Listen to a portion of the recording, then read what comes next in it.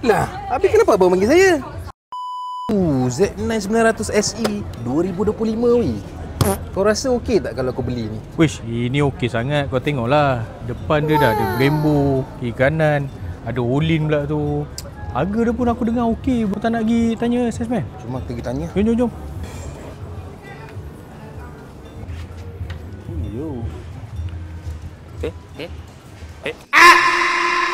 Bang, saya nak motor tu.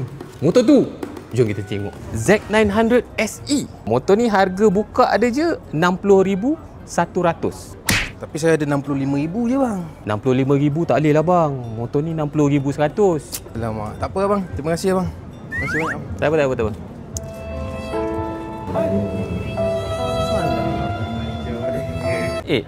Tadi dia cakap berapa ribu? 65,000 kan? 65,000. Motor 60,100. Bang, jap bang. Jap bang. Tadi berapa ribu tadi? 65,000 bang. 65,000. Tak boleh bang, motor ni 60,100. Lah, habis kenapa abang panggil saya? Abang tadi ambil motor ni kat mana? Kat situ tadi. Dah tu. Letaklah balik sana. Alamak. Dah tolak ke depan, letaklah balik kat sana tu. Satu kerja pula aku nak ngalih motor ni ke sana. Dia ingat aku tak ada duit dah tu. Alah, ada 65,000 je.